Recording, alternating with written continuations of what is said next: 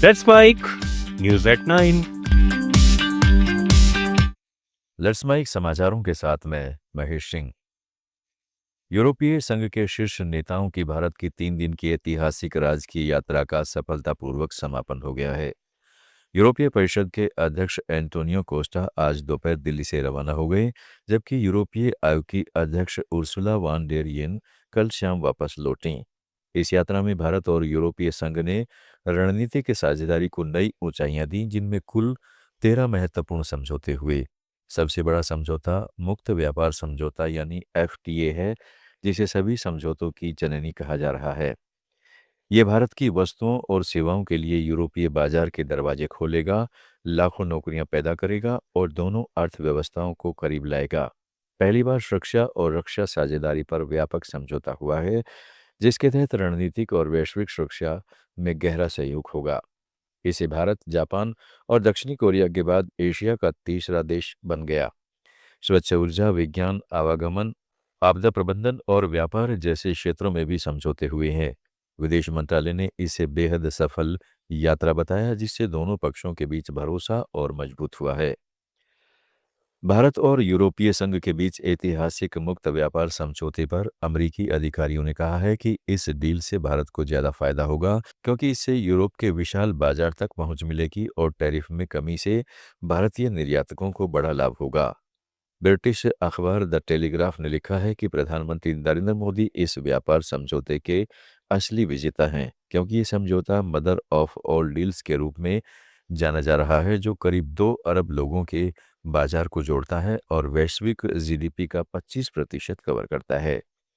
यह डील अमेरिकी राष्ट्रपति डोनाल्ड ट्रंप की टैरिफ नीतियों के बीच भारत की रणनीतिक स्वतंत्रता को दर्शाती है, जिसमें ऑटोमोबाइल, टेक्सटाइल, फार्मास्यूटिकल्स और सेवाओं जैसे क्षेत्रों में भारतीय निर्यात को बढ़ावा मिलेगा।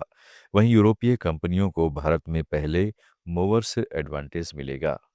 कनाडा के प्रधानमंत्री मार्क कार्नी मार्च में भारत यात्रा कर सकते हैं। यह कदम द्विपक्षीय व्यापार को बढ़ावा देने और नई दिल्ली के साथ संबंध सुधारने के लिए उठाया जा रहा है। भारत ने भी अमेरिकी टैरिफ और वैश्विक व्यापार दबाव को देखते हुए यूरोपीय संघ के साथ सबसे बड़े समझौते पर अंतिम रूप दिया है और व्यापार में विविधता ला रहा है। वहीं इससे पहले कार्नी ने अमेरिका के साथ बढ़ते तनाव और वैश्विक व्यापार व्यवस्था में बदलाव के बीच अपनी विदेश नीति और अर्थव्यवस्था को मजबूत करने का संकेत दिया है। दावोस विश्व आर्थिक मंच 2026 में दिए गए अपने भाषण में दुनिया का ध्यान खींचा, जहां उन्होंने कहा कि अमेरिकी नेतृत्व वाली अंतर्राष्ट्रीय व्यवस्था अब टूटन का सामना कर रही है और पुरानी व्यवस्था वापस नहीं आएगी। अमेरिका में माइक्रोसॉफ्ट ने अपने डेटा सेंटर नेटवर्क का बड़ा विस्तार करने का निर्णय लिया है।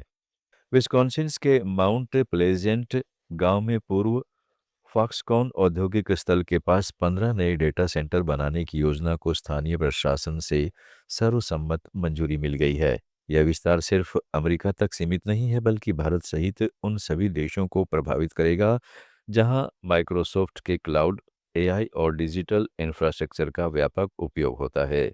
माइक्रोसॉफ्ट, अमेजन, गूगल और ओरेकल जैसी कंपनियां AI सेवाओं के लिए विशाल डेटा सेंटर तैयार करने की होड़ में है। माउंट प्लेजेंट में अतिरिक्त क्षमता ओपन AI और अन्य वैश्विक ग्राहकों से पहले बुक किए गए राजस्व को संभालने में मदद करेगी। भारत में माइक्रोसॉफ्ट की क्लाउड सेवाओं और AI टूल्स का तेजी से उपयोग बढ़ रहा है।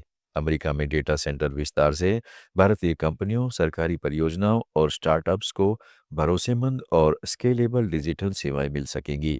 प्रस्तावित परियोजनाओं का कुल कर योग्य मूल्य $13 अरब से अधिक है, जो यह दर्शाता है कि AI इंफ्रास्ट्रक्चर अब सिर्फ तकनीकी जरूरत नहीं, बल्कि लंबी अवधि की आर्थिक रणनीति बन चुका है।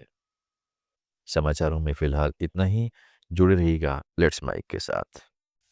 आप सुन रहे थे let's mike more than radio. Follow कीजिए हमें हमारे सोशल मीडिया प्लेटफॉर्म्स पर। It's time for news. It's time for more than radio. Presenting the first radio news app, Let's Mike. Let's Mike, a news-based app on your phone where you get to watch and listen news, talk shows, interviews, radio show podcasts. On Let's Mike, you get all relevant information of TV, print,